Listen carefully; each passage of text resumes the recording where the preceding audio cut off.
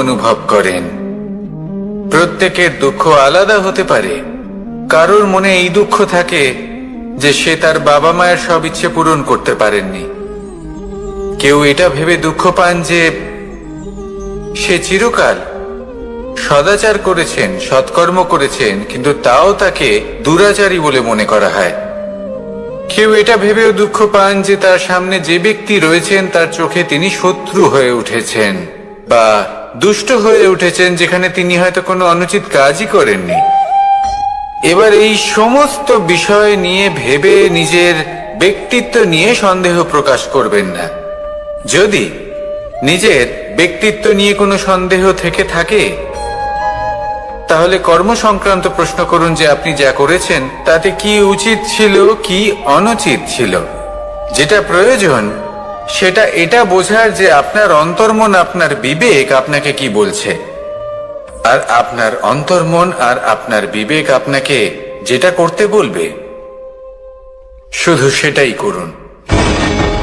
আর তারপরে এই সংসার কি বলবে, কি ভাববে সেসব নিয়ে ভাবতে যাবেন না। কারণ এই সংসার তো ঈশ্বরকেও প্রশ্ন করে থাকে, ঈশ্বরকেও দোষী মনে করে। কখনো কখনো যখন কোনো ঘটনা মানুষের ইচ্ছা অনুযায়ী ঘটে না, তখন মানুষ এটা বলে যে হে ঈশ্বর, আপনি আমার পাশে থাকলেন না, আপনি বড়ই কঠোর, এটা আপনার দোষ। যেখানে বেশিরভাগ সময় হয়তো সে নিজেই নিজের কর্মফল ভোগ করছে। আর কখনো কখনো ঈশ্বর হয়তো তার জন্য আরো ভালো কোনো পরিকল্পনা করে রেখেছেন, কিন্তু মানুষ এটা বুঝতে পারে না। তাই দিনের শেষে যেটা প্রয়োজন সেটা হলো নিজের মনের কথা বুঝতে হবে। আপনার বিবেক কি বলছে শুধু সেটাই করুন, আর সামনে এগোতে থাকুন। আমার সাথে ভালোবেসে বলুন, রাধা রাধা। সবাই বলেন যে জীবনে কাদের সঙ্গ লাভ করছি সেটা খুব গুরুত্বপূর্ণ। এক ঝুড়ি ফলের মধ্যে যদি একটা পচা ফল আপনি রেখে দেন, তাহলে আস্তে আস্তে সমস্ত ফল পচে যায়। সেই জন্য কথায় আছে যে কুসঙ্গ থেকে দূরে থাকো। কিন্তু কি করা যায়? এই সংসার খুবই ছোট।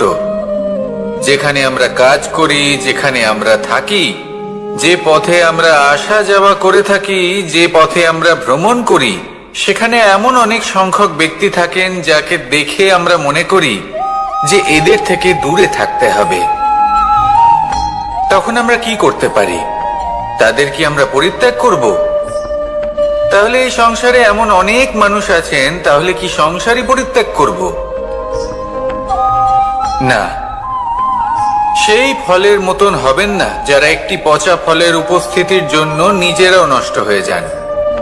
বরং হয়ে উঠুন চন্দন বৃক্ষের মতন, যেটা আসলে সাপেদের বাসস্থান, যেখানে অনেক সংখ্যক অত্যন্ত ভয়ানক বিষধর সাপ থাকে। তারপরেও এই চন্দন, সে কিন্তু নিজের শ্রেষ্ঠত্ব হারায় না, এর মূল্য কিন্তু সেই একই থাকে। মনে রাখবেন, এই সংসারে নিজের সঙ্গ বদলানোর পূর্বে নিজেকে বদলান। নিজেকে কিছুটা এমন ভাবে গড়ে তুলুন যে কেউ আসুক না কেন সে যেন আপনাকে বিভ্রান্ত বা দূষিত না করতে পারে। আসুন আমার সাথে ভালোবেসে বলুন, রাধা রাধা। মানুষ জীবনে অনেক ধরনের সুখ লাভ করে। অর্থ সুখ, পরিবারের সুখ, বৈভবের সুখ। কিন্তু এমন একটা সুখ আছে যা বেশিরভাগ মানুষকে প্রভাবিত করে, কিন্তু সেই সুখ তাদের কোনো প্রয়োজনই নেই। সেটা হলো পরনিন্দা সুখ। অর্থাৎ এমন কোন ব্যক্তিকে নিয়ে নিন্দা করা, তার প্রতি অনুচিত শব্দ প্রয়োগ করা, কারণ সেই ব্যক্তিকে আপনি পছন্দ করেন না। আর এমন অনেক মানুষ আছেন যারা এই কাজ করে খুব আনন্দ লাভ করেন, যেটা করা উচিত নয়। কারণ এতে আপনার সময়, আপনার ঊর্জা, আপনার নিজের অন্তরের ইতিবাচক শক্তি আপনি নষ্ট করে ফেলছেন। আর এই সব কিছুই আপনার প্রয়োজন আছে। যাদেরকে আপনার পছন্দ নয় সেই ব্যক্তির বিষয়ে কথাই বলবেন না। সেই সব ব্যক্তির দিকে মনোনিবেশ করুন যাদের আপনি ভালোবাসেন। সেই সব কাজে মন দিন যেগুলো আপনার ভালো লাগে। সেই বস্তুর দিকে নজর দিন যেগুলো আপনার প্রিয়, নিজের লক্ষ্যের দিকে, এই সব কিছুর দিকে নয়। এমনটা করলে আপনার জীবনে আপনি সেই সব বস্তুর দিকে নজর দিতে পারবেন যারা প্রকৃত অর্থে আপনার জীবন আরো শ্রেষ্ঠ করে তোলে। এমনটাই করুন, জীবন আরো অনেক বেশি সুন্দর হয়ে উঠবে। আর তখন এই মন প্রসন্ন হয়ে বলবে, রাধা রাধা। আজ আমরা আবার সাফল্য আর অসফলতার বিষয়ে কথা বলবো। সফল ব্যক্তি কে হয় এবং অসফল ব্যক্তি কে হয়, এই বিষয়ে আমরা আগে অনেকবার কথা বলেছি। প্রত্যেক ব্যক্তি সাফল্য লাভ করতে চান, কিন্তু প্রত্যেক ব্যক্তি সাফল্য লাভের এই কাজে সফল হতে পারেন না। এবার এটা কেন হয়, এর পেছনে কারণটা কি? কারণ হলো ভয়। সফল ব্যক্তি হলেন তিনি যিনি নিজের সিদ্ধান্ত দ্বারা এই সমস্ত সংসারকে বদলে দিয়ে থাকেন, এবং অসফল ব্যক্তি হলেন তিনি যিনি এই সংসারকে দেখে এর বিষয়ে ভেবে নিজের সিদ্ধান্ত বদলে ফেলেন। প্রয়োজন হলো নিজের লক্ষ্যের বিষয়ে ভেবে দেখার, পথের বিষয়ে ভেবে দেখার।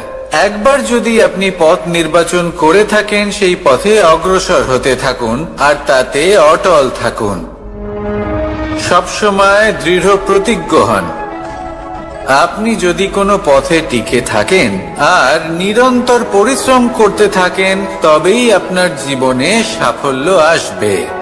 যদি কথায় কথায় লোকে কি ভাববে, লোকে কি বলবে, এ কথা ভেবে নিজের সিদ্ধান্ত পাল্টান, তাহলে কখনো নিজের লক্ষ্যে পৌঁছতে পারবেন না। আসুন আমার সাথে ভালোবেসে বলুন, রাধা রাধা। মানুষের 6টি বড় শত্রু রয়েছে, আর এরা অন্য কোথাও নয়, বরং মানুষের অন্তরেই বাস করে। এই 6টি শত্রু হলো কাম, ক্রোধ, মোহ, লোভ, ঈর্ষা আর অহংকার। কিন্তু এরা কি চিরকাল আপনার শত্রু হিসেবেই থেকে যায়? এদেরকে নিজের বন্ধু করে তোলা কি সম্ভব নয়? ভেবে দেখুন না। এবার যদি কথা বলি কাম নিয়ে, অর্থাৎ কামনা করা, তাহলে মানুষ যদি জীবনে কামনা করতে থাকে তাহলে সন্তোষের অনুভূতি লাভ করতে পারে না। কিন্তু এই কামনাই মানুষের বন্ধু হয়ে উঠতে পারে। কিভাবে? ধরুন, যদি মানুষ ভাবে আমি আরো অনেক বেশি শ্রেষ্ঠ ব্যক্তি হয়ে উঠতে চাই, আর তার জন্য কর্ম করে, পরিশ্রম করে, তাহলে ভবিষ্যতে গিয়ে শ্রেষ্ঠ ব্যক্তি হয়ে উঠতে পারে কামনার কারণে। অর্থাৎ এই কামনাই ওর বন্ধু হয়ে ওঠে। কিন্তু ধরুন কোনো মানুষ যদি চায় সে শ্রেষ্ঠ ব্যক্তি হয়ে উঠবে, কিন্তু তার জন্য না কোনো কর্ম করছেন আর না কোনো পরিশ্রম করছেন, আর অধর্মের পথে চলতে শুরু করে দেন, তাহলে এই কামনাই তার শত্রু হয়ে উঠতে পারে। এবার যদি এই কামনাকে নিজের বন্ধু করে তুলতে হয়, তাহলে নিজের নির্বাচনে বিচক্ষণ হতে হবে, নিজের মস্তিষ্কের ওপর নিয়ন্ত্রণ রাখতে শিখতে হবে। সেটাই করুন আর আমার সাথে ভালোবেসে বলুন, রাধা রাধা। আজ আমরা মানুষের আরো একটি শত্রুর বিষয়ে কথা বলবো, যার নাম হলো লোভ। যে কোনো বস্তুকে অত্যাধিক লাভ করার যে বাসনা, যতটা লাভ করেছি ততটা যথেষ্ট নয়, আমার আরো চাই, আরো চাই, একেই বলে লোভ। এবার এই লোভ আপনার জীবনে শুভ না অশুভ, আপনার মিত্র নাকি আপনার শত্রু, সেটাও নির্ভর করছে আপনার উপর।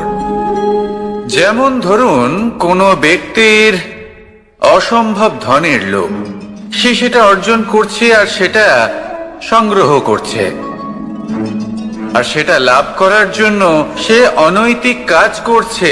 যদি এই সব হতে থাকে তাহলে লোভ কিন্তু আপনার পক্ষে অত্যন্ত ক্ষতিকারক।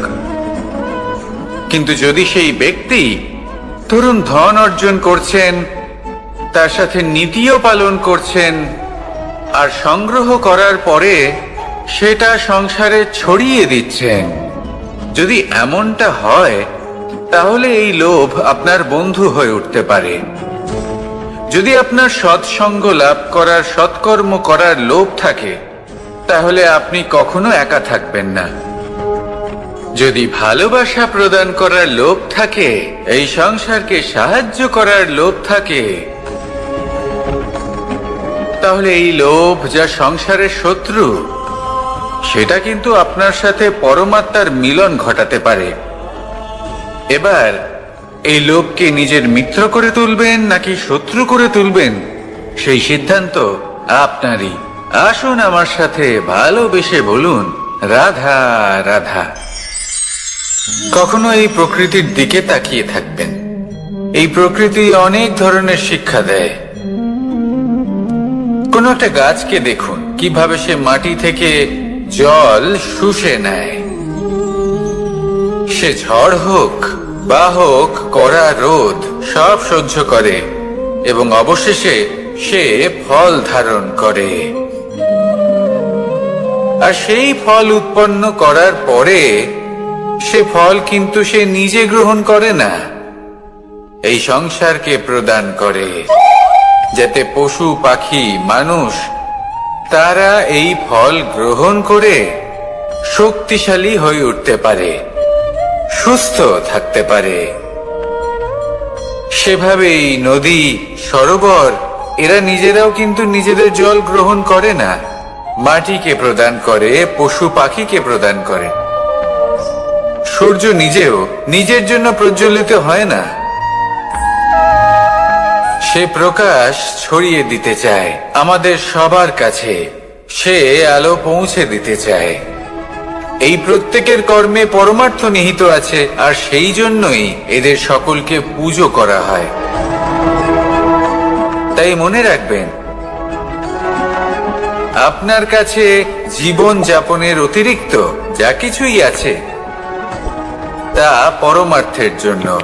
তাহলে তার সদ্ব্যবহার করুন আর আমার সাথে ভালোবেসে বলুন, রাধা রাধা। পরিবর্তন, এটা হলো সৃষ্টির অমূল্য নিয়ম। এই সংসারে সবকিছু সময়ান্তরে পরিবর্তিত হয়, এই সময়ও পরিবর্তিত হয়। পরিবর্তন চিরকাল হয়ে এসেছে আর চিরকাল হতে থাকবে।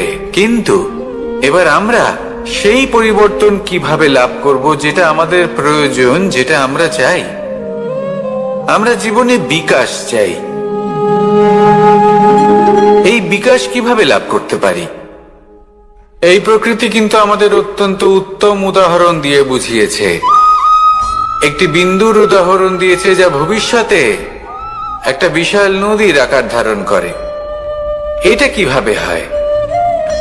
মেঘ থেকে একটি বিন্দু ঝরে পড়ে সেই পর্বতের ওপর যেখানে হিম আছে।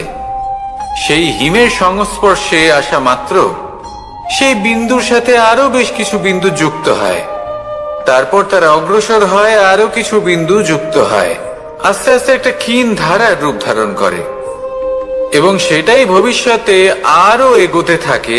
অনেকটা যাওয়ার পর যখন অনেক সংখ্যক বিন্দু একসাথে যুক্ত হয়, তখন সেটা বিশাল নদীর আকার ধারণ করে। এবার আমরা মানুষ বলে আমাদের সাথে এই নিয়মের অন্যথা হয় তা নয়।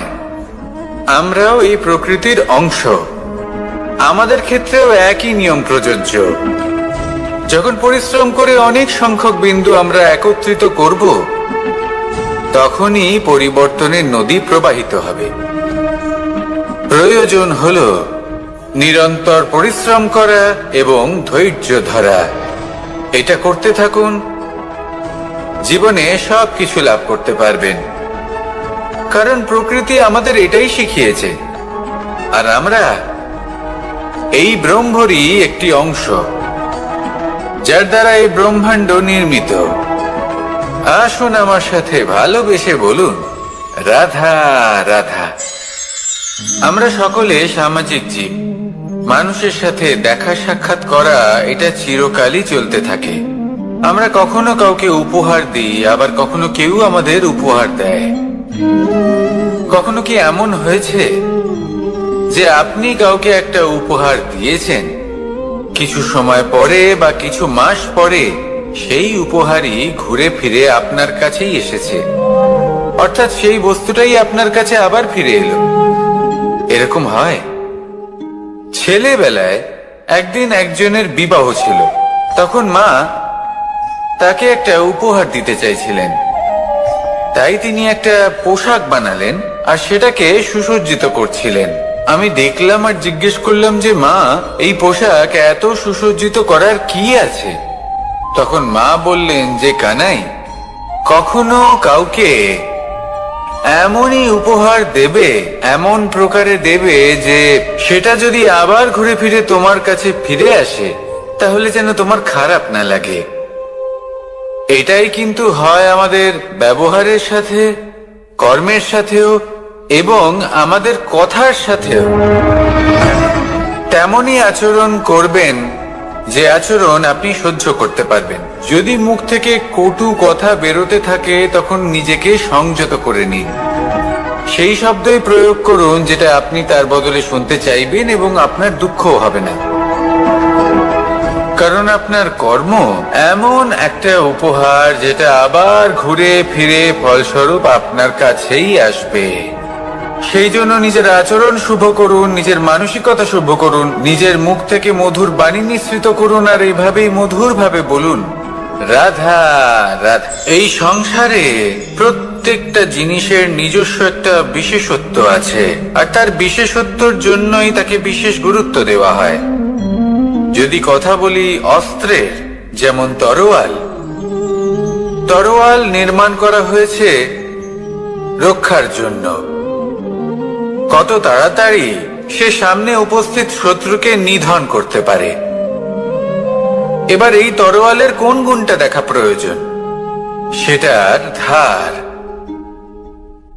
সেই বস্তুটি নয় যার মধ্যে এই তরোয়াল রাখা হয়। সেইভাবেই যদি আমি কথা বলি বাণের, তাহলে এটা প্রয়োজনীয় নয় যে সেই বাণ কতটা তীক্ষ্ণ, কতটা বলশালী। এটা দেখা প্রয়োজন যে তার আকারটা কেমন। সে কি বাতাস ভেদ করে নিজের লক্ষ্যে পৌঁছতে পারবে? সেটা বেশি গুরুত্বপূর্ণ।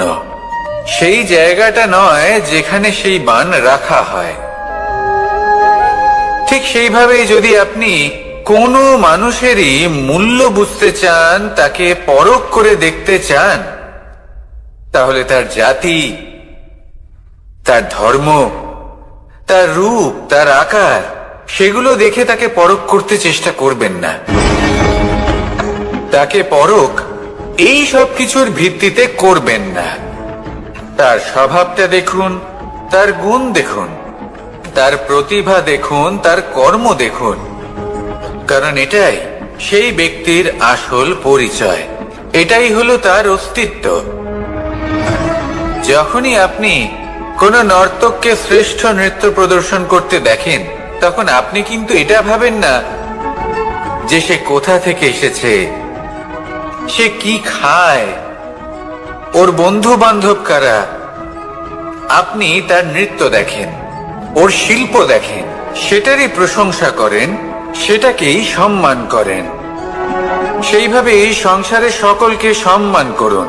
আর এই সম্মানের আধার হওয়া উচিত তার গুণ, তার স্বভাব, তার কর্ম, তার রূপ আর তার বেশভূষা নয়। আসুন আমার সাথে ভালোবেসে বলুন, রাধা রাধা।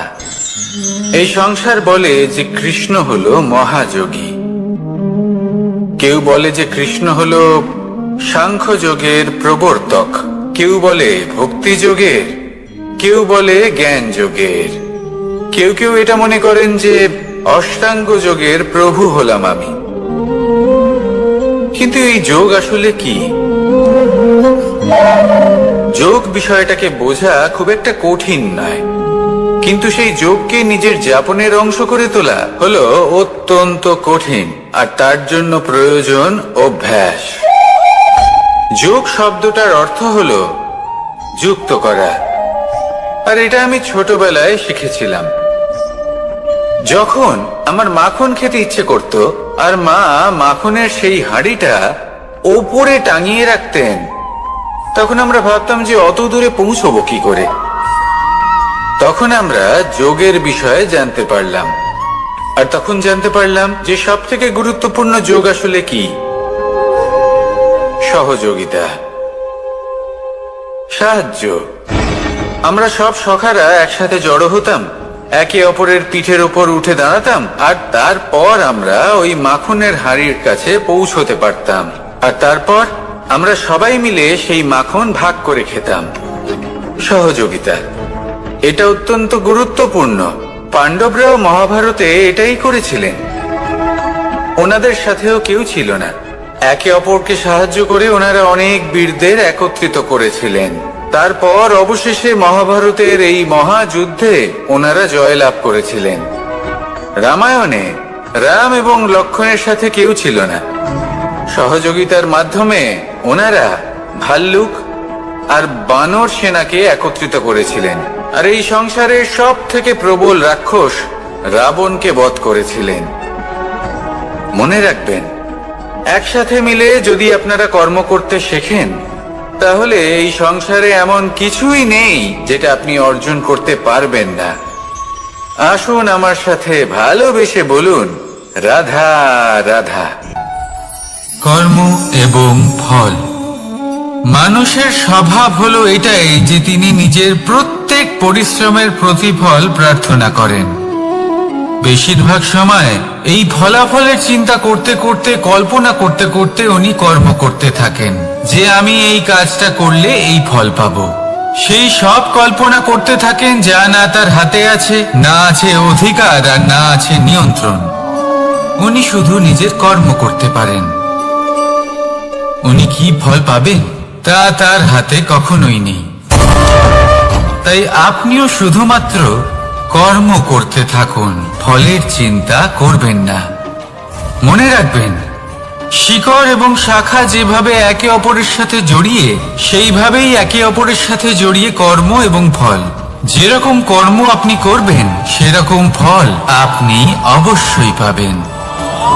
তাই এই ফলের আশায় কর্মের সময় কখনোই নষ্ট করবেন না, কারণ যে ব্যক্তি সময় নষ্ট করেন, সময় সেই ব্যক্তিকে অবশ্যই নষ্ট করে দেয়। কর্ম করুন নিঃস্বার্থভাবে, ফলের চিন্তা করবেন না, আর আমার সাথে ভালোবেসে বলুন, রাধা রাধা। কর্ম এবং ফল। দেখতে গেলে এই সমস্ত ব্রহ্মাণ্ড এই দুইয়ের মাঝেই স্থির হয়ে আছে। মানুষজন কর্ম করেন ভালো ফল লাভের আশায়, আর ভালো ফল লাভের আশায় উনি এটাই ভুলে যান যে উনি যে কর্ম করছেন তা কি করছেন।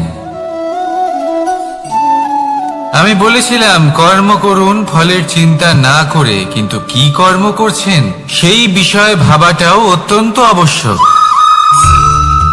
না তো অনেক সময় আমরা এমন কর্ম করে ফেলি যা না চাইতেও বিষে পরিণত হয়, যা হয়েছে দুঃশাসনের সাথে, দুর্যোধনের সাথে, গুরু দ্রোণের সাথে। একজনের মানসিকতা উচিত ছিল না, একজনের বিবেক উচিত ছিল না, আরেকজন যে পক্ষ নির্বাচন করেছিলেন সেই পক্ষ উচিত ছিল না। আর যা কিছু ওনাদের সাথে হলো, আপনার, আমার, আমাদের সকলের সাথে তা হতে পারে। আমি বলেছিলাম কর্ম করুন, ফলের চিন্তা করবেন না, কিন্তু এই কর্মের বিষয়ে বিচার করে দেখাটাও ততটাই আবশ্যক। দেখুন, কর্ম করার উচিত প্রক্রিয়া ফলের চিন্তা না করা, কিন্তু যদি আপনার কর্ম শুভ হয়, তাহলে তার ফলও নিয়তি আপনাকেই দেবে। সর্বদা কর্ম করার সময় এটা ভাবুন যে আপনার এই কর্ম এই সংসারকে, এই সমাজকে, আপনার পরিবারকে, আপনার আশেপাশের মানুষজনকে কোন দিশায় নিয়ে যাবে। যদি এটা সবার জন্য মঙ্গলময় হয় তাহলে কর্ম করতে থাকুন। আর হ্যাঁ, নিশ্চিত রূপে ফলের চিন্তা করবেন না। আসুন আমার সাথে ভালোবেসে বলুন, রাধা রাধা। বটবৃক্ষের বীজ সর্ষের দানার থেকেও ছোট হয়, কিন্তু যখন তা নিজের রূপ ধারণ করে তখন তা বিশাল বৃক্ষের আকার ধারণ করে, যা সহস্র বছর ধরে বেঁচে থাকে, ছায়া প্রদান করে, পাখিদের আশ্রয় প্রদান করে, আর দেয় পথচারীদের বিশ্রাম করার স্থান। কেন? কারণ সেই ছোট বীজ তা মাটির ভেতরে গিয়ে নিজের খোলস ত্যাগ করে। অন্ধকারে থাকে সে, যতই আলো আসুক না কেন, যতই বর্ষা আসুক না কেন, সব সহ্য করে। আর তারপরে একটা চারা গাছ অঙ্কুরিত হয়, তারপর ধীর গতিতে একটা বিশাল বৃক্ষতে পরিণত হয়। দেখুন, জীবনে কঠিন সময় আসে, এই জন্য নয় যে আপনি হার মেনে নেবেন, এই জন্য আসে যাতে আপনি ভবিষ্যৎ নির্মাণের জন্য নিজেকে তৈরি করতে পারেন। যদি কঠিন সময়ে আপনি ওই বীজের মতো দৃঢ় হয়ে থাকতে পারেন, তাহলে আপনিও একদিন সেই বিশাল বৃক্ষের মতো নিজের অস্তিত্ব গড়ে তুলতে পারবেন, যা সহস্র বছর পর্যন্ত মনে রাখা হবে। আসুন আমার সাথে ভালোবেসে বলুন, রাধা রাধা।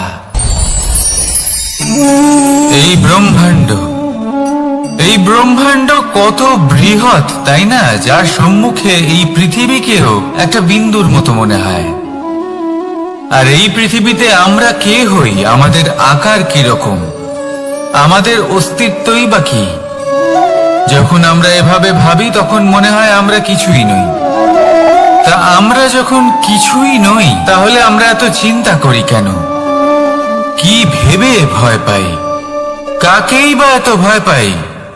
কে আমাদের মারতে পারে আর কেই বা আমাদের জন্ম দেবে?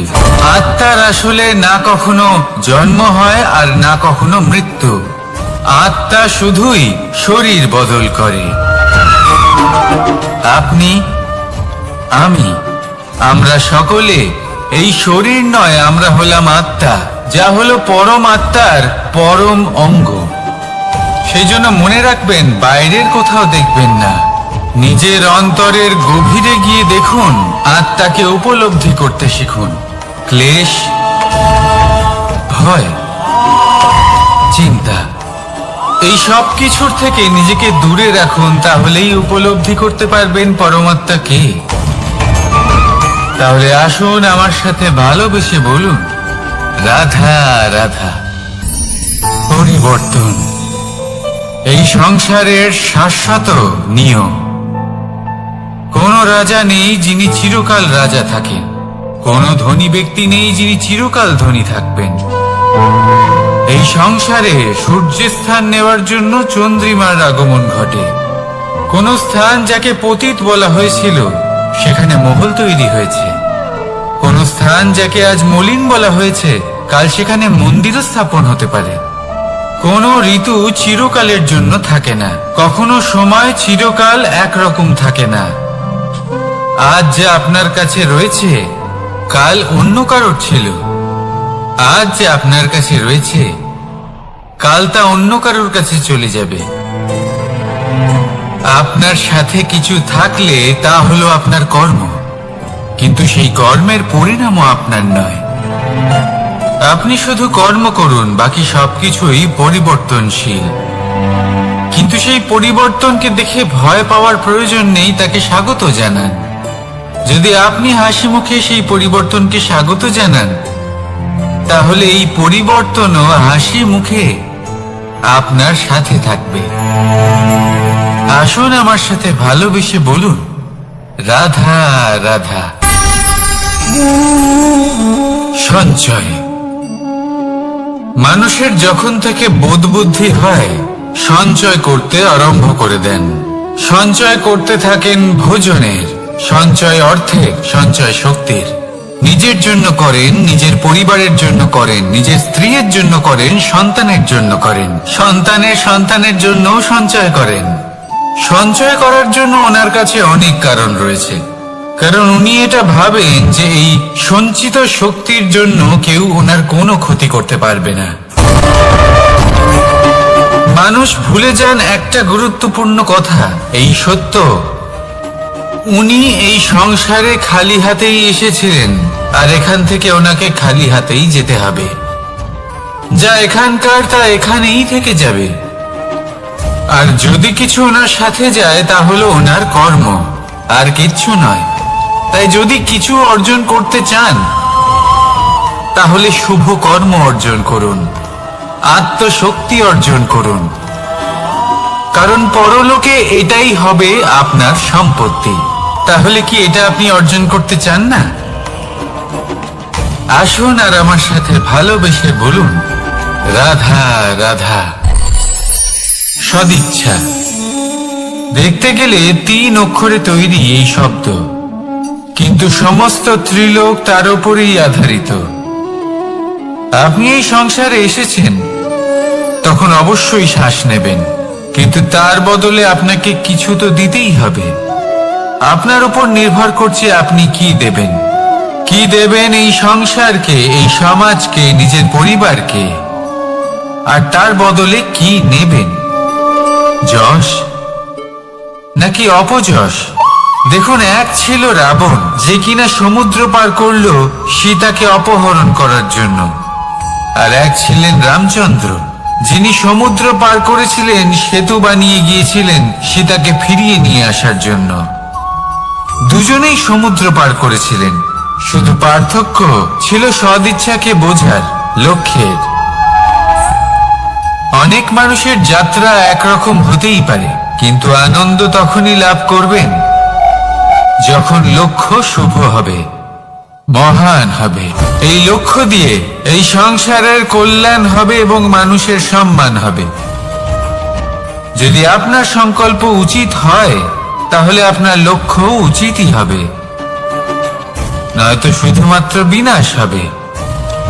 আর উচিত এটাই হবে যে বিনাশের হাত থেকে যেন নিজেকে বাঁচানো যায়, কি বলেন? তাই জীবনে যে লক্ষ্য স্থির করছেন, মনে রাখবেন তা যেন শুভ লক্ষ্য হয়।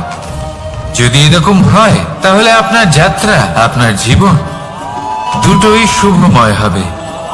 আসুন আর আমার সাথে ভালোবেসে বলুন, রাধা রাধা। সুরক্ষা। এই সুরক্ষা আসলে কি? এটা কি কোনো কবচ নাকি কোনো সীমা? এই সুরক্ষা আসলে অন্য কিছু।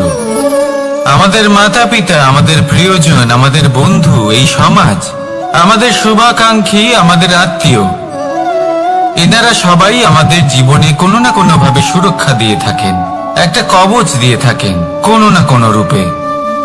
কিন্তু দেখতে গেলে আমাদের পরাক্রমের পথে, আমাদের বীরত্বের পথে, আমাদের সাহসের পথে এই সুরক্ষাই সব থেকে বড় বাধা হয়ে দাঁড়ায়।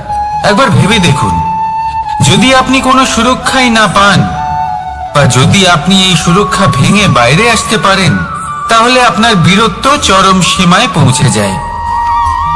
কেন? কারণ তখন আপনি জানেন যে এই সংসারের সম্মুখীন আমাদের নিজেদেরই হতে হবে।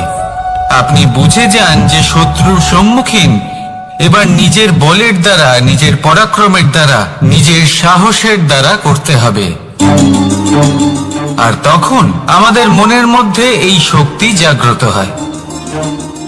এই শক্তি অন্তরেই বসবাস করে, শুধু এটা চিনে নিতে হবে, একে জাগ্রত করতে হবে। আর এটা সুরক্ষা ভেঙে যাওয়ার পরেই সম্ভব হয়। আর যারা নিজের শক্তি সম্পর্কে জানেন, যিনি নিজেই জানেন তিনি কতটা শক্তিশালী, তিনি নিজেই নিজের সুরক্ষা কবচ চিরকালের মতো ভেঙে ফেলে দেন, ঠিক কর্ণের মতো। আর তারপরে দেখুন, আপনার পরাজয় হোক বা বিজয়ী হোক না কেন, সেটাই অনেক বড় হয়। সেটাই প্রশস্ত হয়ে থাকে। সেই জন্য ত্যাগ করুন নিজের ভয়কে, নিজের আশেপাশের এই সুরক্ষা চক্রকে ভেঙে ফেলুন, আর সম্মুখীন হন এই সংসারের নিজের শত্রু সম্মুখীন হন। পরাক্রমের এই অঙ্কুর, তা অঙ্কুরিত হওয়ার জন্য বীজের উপরের এই কবচ, এটা ভেঙে যাওয়া অতি আবশ্যক। আসুন আমার সাথে ভালোবেসে বলুন, রাধা রাধা।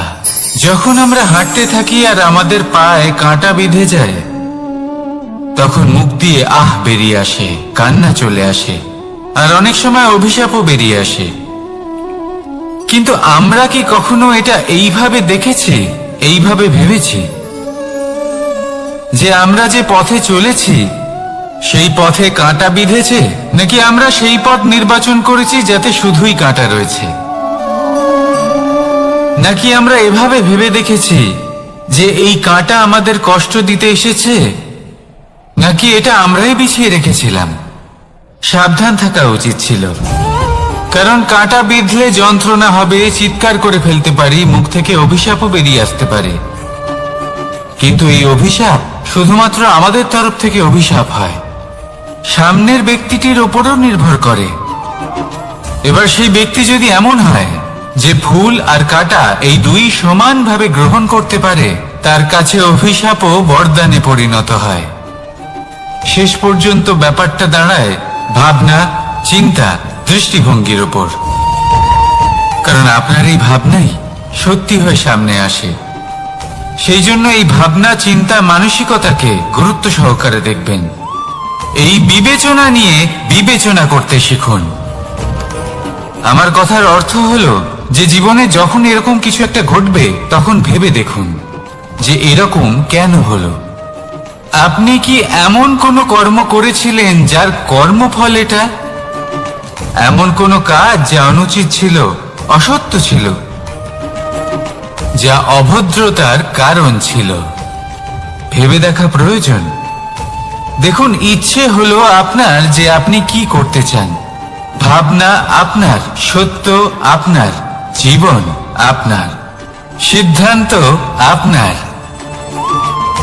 আসুন আর আমার সাথে ভালোবেসে বলুন, রাধা রাধা। সময়, এই সময় আসলে কি? এই সময় একটা সরল রেখা তো কখনোই নয়। সময় হলো একটা চক্র, যেখানে এর আদি সেখানেই হলো এর অন্ত, আর যেখানে তা শেষ হয় সেখান থেকেই তার শুরু হয়। এই সময় একটা অত্যন্ত বিচিত্র চিন্তা, বিচিত্র ভাবনা, একটা বিচিত্র বস্তু যা কেউ বুঝতে পারেন না। এই সময়ের লীলা, এর কোনো প্রমাণ নেই, কোনো জ্ঞান নেই, কোনো পরিমাপ নেই। শুধু এটুকু আমরা জানতে পারি, যেখানে শেষ হবে সেখান থেকে একটা নতুন সূচনাও হবে। যা আজ আপনার কাছে আছে, কাল অন্য কারোর কাছে যাবে, তারপরে তার কাছ থেকেও অন্য কারোর কাছে যাবে, তারপরে তার থেকেও ছিনিয়ে নেওয়া হবে। এই নিয়তির একজনের কাছ থেকে অন্যজনের কাছে আদান প্রদানের এই সময় হলো আপনার সময়। এই সময় সদ্ব্যবহার করুন, এই সময়কে বাঁচুন।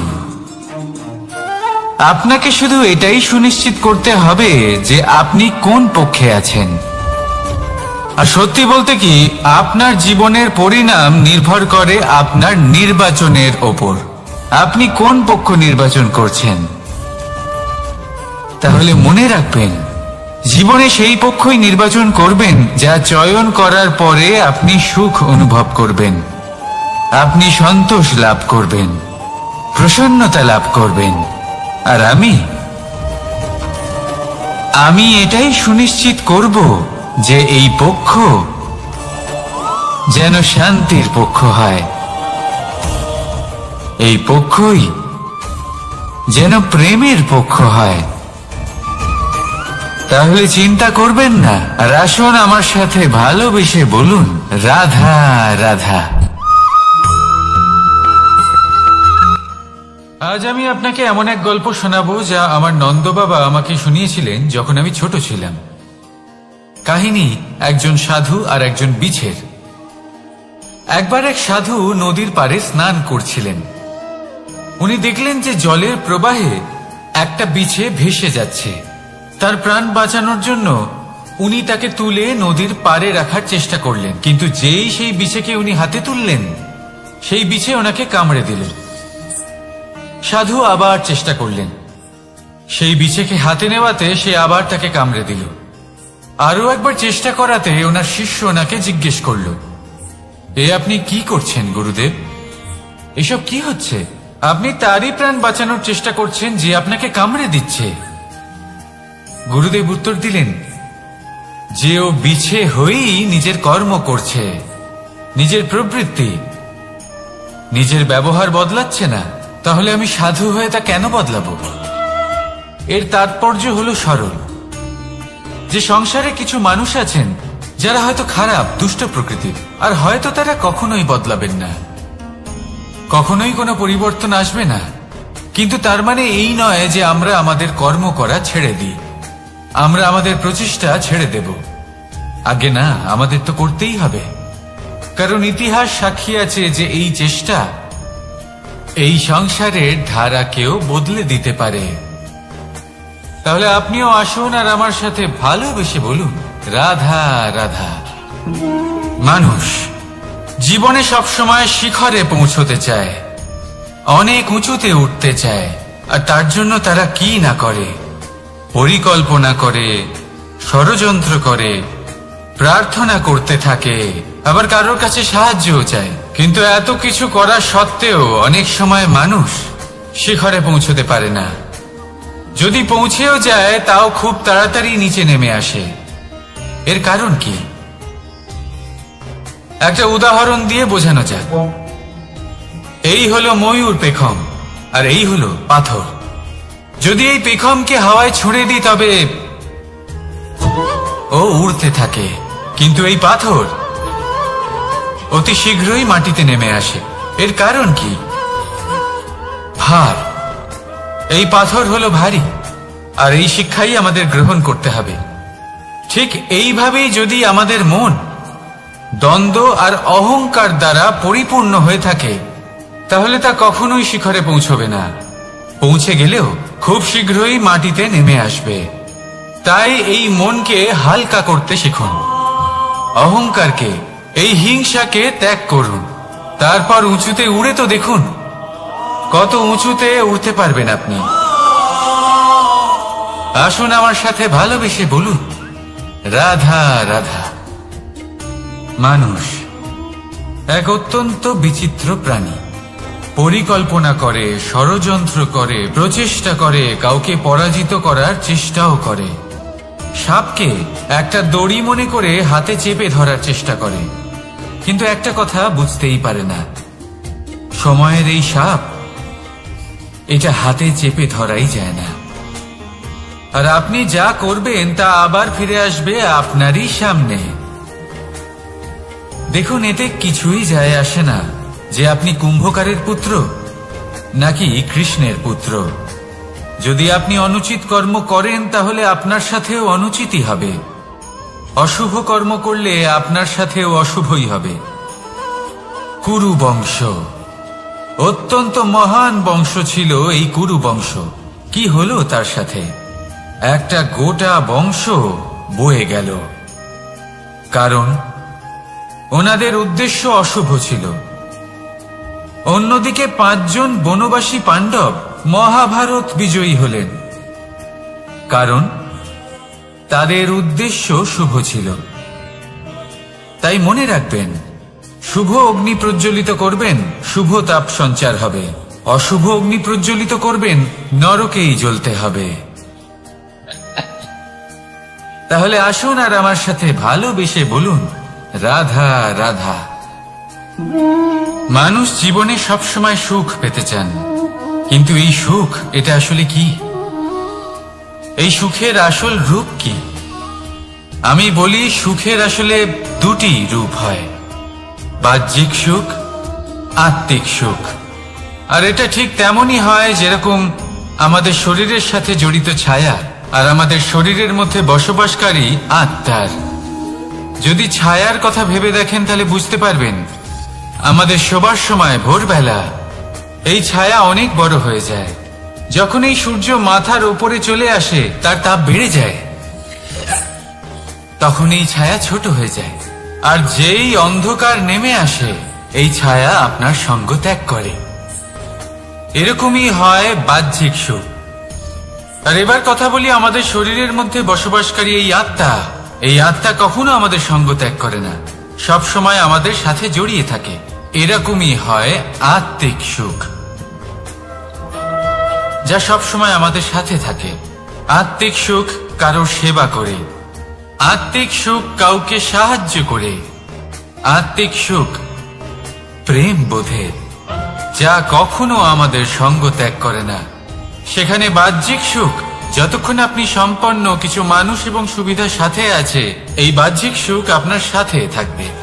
সম্পন্নতা চলে গেলে, মানুষজন চলে গেলে, সুখ সুবিধা চলে গেলে বাহ্যিক সুখও চলে যায়। তাহলে এই আত্মিক সুখ খুঁজে নিন এবং সেই সুখের সাথেই বলুন রাধা রাধা। আপনি কখনো কোনো সাধারণ পাখি দেখেছেন? যেমন বাবুই।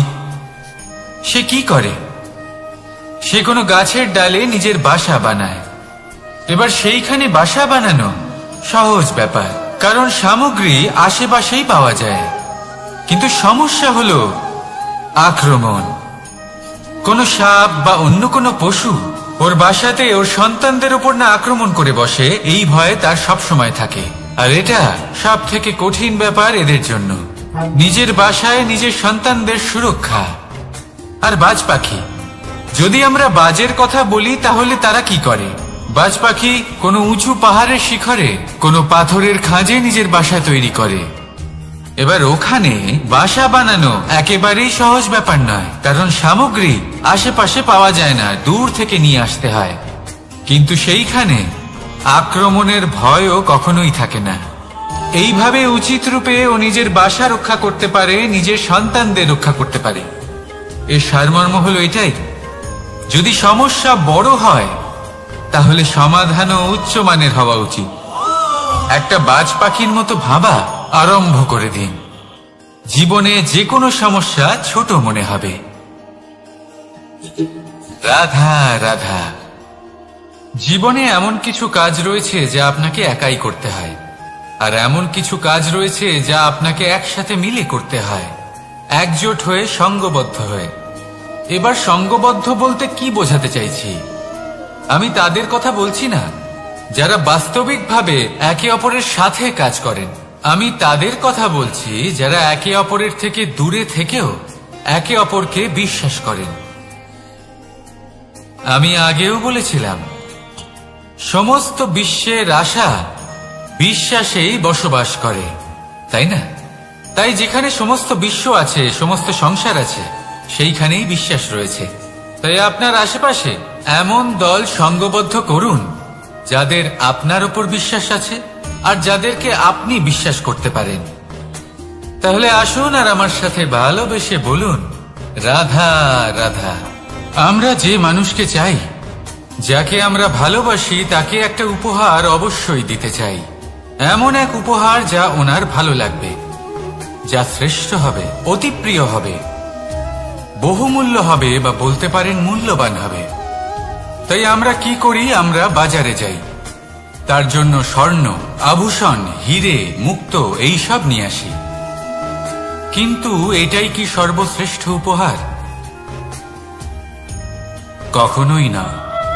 সর্বশ্রেষ্ঠ উপহার হল স্বাধীনতা, তাকে নিজের মনের মতো বাঁচার স্বাধীনতা।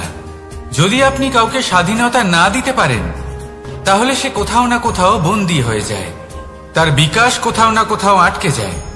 কিন্তু যদি আপনি কাউকে স্বাধীনতা দিতে পারেন তাহলে আপনি দেখবেন ও সমস্ত সংসারকে, এই জীবনকে নিজের দৃষ্টিভঙ্গি দিয়ে দেখবে, বুঝবে যে কোনটা হলো উচিত আর কোনটা হলো অনুচিত। আর এটাই হলো সর্বশ্রেষ্ঠ। আর এবার যদি কাউকে স্বাধীনতার মাধ্যমে এত বড় একটা শক্তি দিতে পারেন তাহলে আপনি আমাকে বলুন, এর থেকে বড় উপহার আর কি হতে পারে? আসুন আর আমার সাথে ভালোবেসে বলুন, রাধা রাধা। কর্ম, ধর্ম আর কর্তব্য, এই তিনটি একে অপরের সাথে জড়িত। আর অনেক সময় এই তিনটি পালন করতে করতে আমাদের সেই ব্যক্তির সামনে গিয়ে দাঁড়াতে হয়, তার বিরুদ্ধেই যেতে হয়, যাকে আমরা সব থেকে বেশি ভালোবাসি। কিন্তু সেইখানে এই যুদ্ধ কোনো ব্যক্তিগত যুদ্ধ থাকে না। এ হলো কর্ম, ধর্ম আর কর্তব্যের যুদ্ধ। এটা সরল নয়, অত্যন্ত কঠিন হয় তার সম্মুখীন হওয়া যাকে আমরা সব থেকে বেশি সম্মান করি। কিন্তু আমাদের তো আমাদের ধর্মের পথে চলতেই হবে, কারণ আমরা কর্মবদ্ধ, কর্তব্যবদ্ধ, আর এটাই করা উচিত।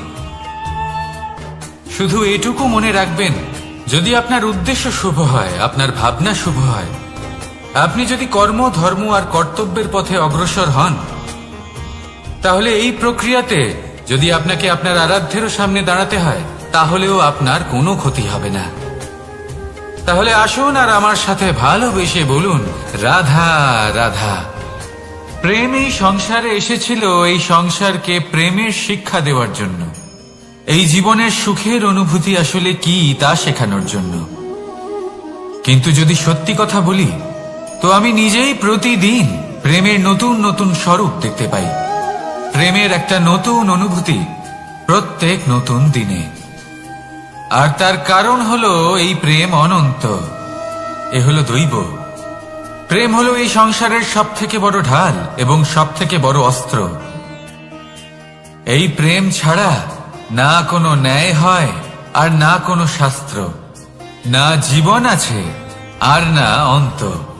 এবার যদি এই প্রেম মনের মধ্যে বাস করতে শুরু করে, তাহলে কখনো কোনো সমস্যাই হবে না, আর যদি হয়েও থাকে তাহলে তা স্থায়ী হবে না। এই প্রেম কি না করতে পারে? এই প্রেম সমস্ত সমস্যা মিটিয়ে ফেলতে পারে, আপনার মনের মধ্যে অহংকারকেও বিনাশ করে দিতে পারে, আপনাকে সাক্ষাৎ ঈশ্বরের সাথে দেখা করাতে পারে। তাই প্রেমের দ্বারা প্রয়াস করতে থাকুন, এই সংসারের প্রত্যেক মানুষকে, প্রত্যেক বস্তুকে, প্রত্যেক জীব জন্তুকে ভালোবাসবেন। আর এই প্রেমের দ্বারাই বলুন, রাধা রাধা। প্রশান্তি জড়িত নিদ্রা মানুষের জীবনের একটা অত্যন্ত গুরুত্বপূর্ণ সুখ এবং প্রয়োজনীয়তাও। দেখতে গেলে এই সংসারের প্রত্যেক পশু পাখি, প্রত্যেক জীব অবশ্যই নিদ্রা প্রাপ্ত করেন, কিন্তু মানুষ, যার মধ্যে বিচার বিবেচনা করার শক্তি অন্যদের থেকে অনেক বেশি, তার কিন্তু ঘুমের কিছু সমস্যা অবশ্যই হয়। কি বলেন? তাই তো। এবার এর কারণ কি? চিন্তা। এবার চিন্তা আমাদের সবার জীবনে আছে। আমরা সকলে জানি যে চিন্তা কখনো আমাদের সাহায্য করে না, তাও আমাদের জীবনে আছে। কেন? চিন্তার মাধ্যমে কি কখনো কোনো সমস্যার সমাধান হয়েছে? অর্থের চিন্তা করলে কি অর্থ লাভ হয়? ভবিষ্যতের চিন্তা করলে কি ভবিষ্যৎ ঠিক হয়ে যায়? স্বাস্থ্যের চিন্তা করলে কি স্বাস্থ্য নিজে থেকেই ঠিক হয়? হয় না। তাহলে এই সব কিছু থেকে আমাদের একটা ছোট্ট শিক্ষা অবশ্যই লাভ করা উচিত। আপনিও আপনার কাঁধ থেকে চিন্তার এই বোঝা নামিয়ে ফেলুন। আর ইচ্ছে, এই সব ইচ্ছে একত্রিত হয়ে আমাদের মনে চিন্তা উৎপন্ন করে। তাই এই চিন্তাগুলিকে ত্যাগ করুন, প্রকৃতির প্রেমের উপর বিশ্বাস রাখুন। মনে রাখবেন, যিনি চিন্তা মুক্ত হবেন তিনি চিতা মুক্ত হবেন। সুখের নিদ্রা প্রাপ্ত করুন, আর নিদ্রায় যাবার আগে আমার সাথে ভালোবেসে বলুন, রাধা রাধা। মহাদেব, সেই দেবতা যিনি মহান, যাকে দেবতাদের দেবতা বলা হয়, যিনি হলেন আমার আরাধ্য। কখনো আপনার মনে এই প্রশ্ন এসেছে যে শিবকেই কেন মহাদেব বলা হয়, অন্য কোনো দেবতাকে কেন বলা হয় না? সেই কারণ মহাদেবের মধ্যে ওনার মধ্যে এমন এক বিশেষ গুণ রয়েছে যা অন্য কারণ নেই। তা হলো নিঃস্বার্থ হয়ে মানুষের সেবা করা। যদি প্রয়োজন পড়ে, যদি সৃষ্টির পথে বিনাশের কালো মেঘ ছেয়ে থাকে, তখন নিজের প্রাণের চিন্তা না করে হলাহল পান করার জন্য প্রস্তুত থাকেন মহাদেব। আর এই অদ্বিতীয় ত্যাগের জন্যই শিবকে মহাদেব বলে ডাকা হয়। এবার যদি কোনো মানুষও নিঃস্বার্থ ভাবনার দ্বারা নিজেকে অর্পণ করে দেয় এই জগতের কল্যাণের জন্য, মানুষের সেবার জন্য, তাহলে তিনিও মহাপুরুষ, মহামানব হতে পারেন। যদি কেউ অভুক্ত থাকেন তাহলে নিজের থালা থেকে অর্ধেক খাবার তাকে দিয়ে দিন। যদি কেউ অসুস্থ হন তাহলে তাকে সেবা করার, চিকিৎসা করার চেষ্টা করুন। এই জীবন শুধু নিজের জন্য নয়, অন্যদের প্রতি, সমস্ত সংসারের প্রতি উৎসর্গ করুন। যদি এইসব মানুষ শিখে যান তাহলে তিনি মহাদেবের পথে অগ্রসর হতে পারেন। যদি মানুষ নিঃস্বার্থ ভাবনার দ্বারা এই সংসারের সেবা করতে শিখে যান তাহলে তিনি নিশ্চিত রূপে মহামানব অবশ্যই হতে পারবেন। আসুন আমার সাথে ভালোবেসে বলুন, রাধা রাধা। স্বর্ণ, হিরে, মুক্ত, মানিক, এই সব কিছুকে আগে পাথর বলা হতো। তাহলে এমন কি হলো যে এদের রত্ন বলা হয়? আর রত্ন তা বাস্তবে আসলে কি? এটা হলো সেই পাথর যাকে আগে আগুনের তাপ সহ্য করতে হয়েছে, পরখ করা হয়েছে, যাচাই করা হয়েছে, এদের কাটার চেষ্টা করা হয়েছে, কিন্তু তারা কখনোই নষ্ট হয়নি, বরং তারা আরো উদ্ভাসিত হয়েছে, আরো উজ্জ্বল হয়েছে, এই সংসারে আরো প্রকাশ ছড়িয়ে দিয়েছে। সেই জন্য এরা হলো এত অমূল্য, সেই জন্য এরা হলো বহুমূল্য, সেই জন্য এদের রত্ন বলা হয়। এবার মানুষের কাছেও এই নির্বাচনের অধিকার রয়েছে যে আমরা শুধু পাথর হয়ে থাকব নাকি রত্ন হয়ে থাকব। কিভাবে? আমাদের জীবনেও অনেক সমস্যা রয়েছে, বাধা আছে, বিপত্তি আছে। আমরা সেই বাধার তাপে উত্তপ্ত হই, এই সমস্যা আমাদের কাটার চেষ্টা করে। অনেক মানুষ বিভিন্ন পরিস্থিতি আমাদের ভাঙার চেষ্টা করে, কিন্তু আমাদের নষ্ট হলে চলবে না। যেভাবে এই রত্ন সমস্যার সম্মুখীন হয়ে পাথর থেকে রত্ন হয়েছে, সেইভাবেই আমাদেরও আমাদের সমস্যার সম্মুখীন হয়ে রত্ন হয়ে উঠতে হবে, এই সংসারে প্রকাশের স্রোত হয়ে উঠতে হবে। তাহলে এটাই করুন আর আমার সাথে ভালোবেসে বলুন, রাধা রাধা। সংসারে সব থেকে বড় শক্তি আসলে কি? কেউ বলবেন শারীরিক শক্তি, কেউ বলবেন অস্ত্রের শক্তি, কেউ বলবেন জ্ঞানের শক্তি। ঠিক আছে, কিন্তু যদি আমি বলি সংসারের সব থেকে বড় শক্তি হলো শক্তি কোনো এক তথ্যের, আগে হ্যাঁ, তথ্য। এই তথ্য নিজেই কিন্তু খুব শক্তিশালী, অত্যন্ত শক্তিশালী অস্ত্র হলো এই তথ্য। আর সত্যি বলতে অনুচিত তথ্যের থেকে অনেক বেশি ঘাতক হলো অসম্পূর্ণ তথ্য। যেরকম আজ শাম্ব রুক্মির সাথে করেছে, ওকে অসম্পূর্ণ তথ্য দিয়েছে, তার ফলে বিনাশ হলো। যদি এইভাবেই আপনার কাছেও কোনো অসম্পূর্ণ তথ্য আসে, আর যদি আপনি তা পরখ না করে দেখেন, যাচাই না করে দেখেন, আর নিজের কর্ম করেন, তাহলে উত্থানের বদলে আপনি পতনের সম্মুখীন হবেন, বিকাশের বদলে আপনার বিনাশ হয়ে যাবে। মনে রাখবেন একটা অত্যন্ত গুরুত্বপূর্ণ কথা, সঠিক তথ্য পাওয়া সঠিক তথ্য দেওয়ার থেকে অনেক বেশি গুরুত্বপূর্ণ। আশা করি এই কথা আপনি বুঝেছেন। জীবনে যখনই কোনো তথ্য আপনি পাবেন, সেই বিষয়ে ভেবে দেখুন, পরখ করে দেখুন, যাচাই করুন, তারপর নিজের কর্ম করুন। আর আমার সাথে ভালোবেসে বলুন, রাধা রাধা। ধর্ম এবং প্রেম, এই দুই হলো একই মুদ্রার দুই পিঠ। যদি এদের মধ্যে কোনোটা নষ্ট হয়ে যায় তাহলে দ্বিতীয়টাও থাকে না। কখনো ভেবেছেন এমন কেন হয়? তার জন্য আগে আপনাকে বুঝতে হবে যে ধর্ম আসলে কি। ধর্ম সেটাই যা এই সংসারের প্রত্যেক মানুষকে একে অপরের সাথে সুখ এবং শান্তিতে থাকতে প্রেরণা যোগায়। এই প্রেরণার আধার হলো প্রেম।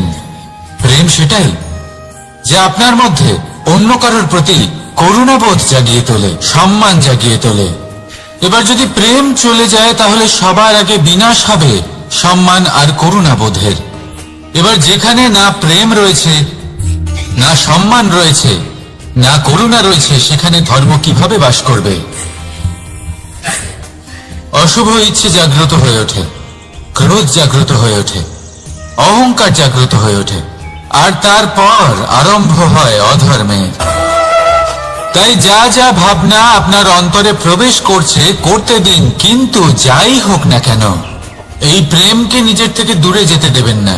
এই প্রেমকে চিরকাল নিজের কাছে রাখুন, নিজের হৃদয়। আর এই প্রেম ভাব নিয়ে বলুন, রাধা রাধা। মানুষের জীবনে উন্নতি লাভ করার জন্য 3টি স্তম্ভের প্রয়োজন হয়। প্রথম স্তম্ভ শিক্ষা। এই শিক্ষা আমাদের জ্ঞান প্রদান করে।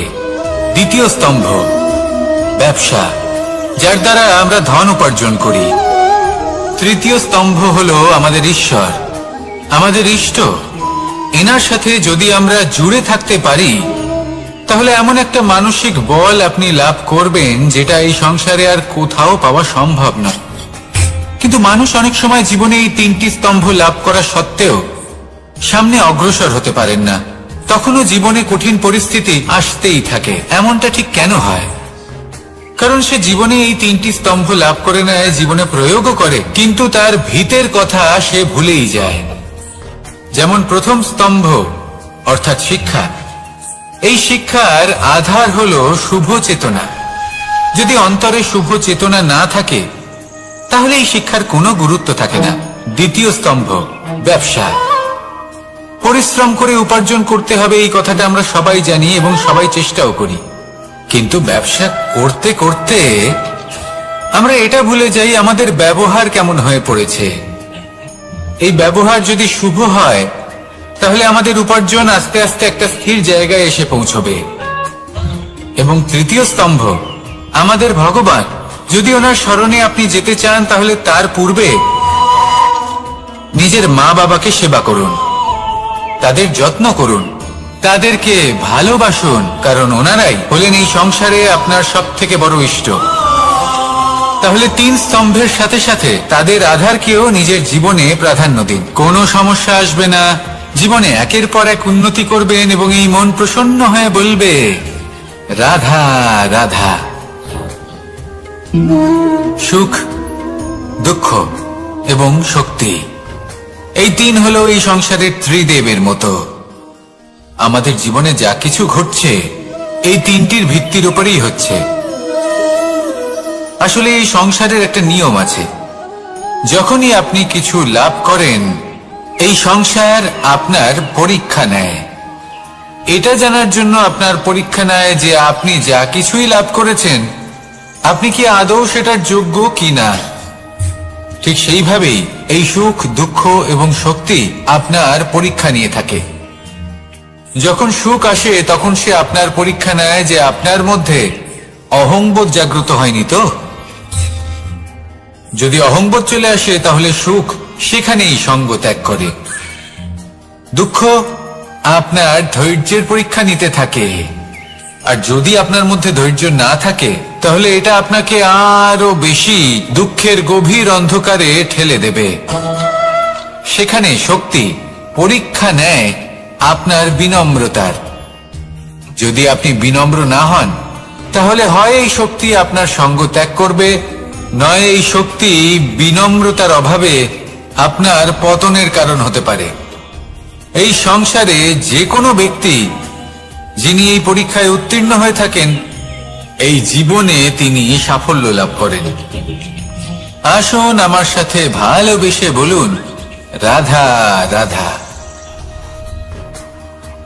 ভয়ের সাথে আমরা সবাই পরিচিত, কষ্ট আমরা সবাই পেয়েছি। কখনো কখনো আমরা অসুস্থ হয়ে পড়ি, আর এমন সময় হলে মাতার মমতা, কখনো বাবার স্নেহ, কখনো বন্ধুদের পাশে থাকার অনুভূতি আমাদের রোগ নিরাময়ে সাহায্য করে। কখনো যদি আমরা নিরাশ হয়ে পড়ি তখন যদি আমাদের কোনো আপনজন আমাদের দুটো ভালো কথা বলে তখন আমাদের মনোবল বেড়ে যায়।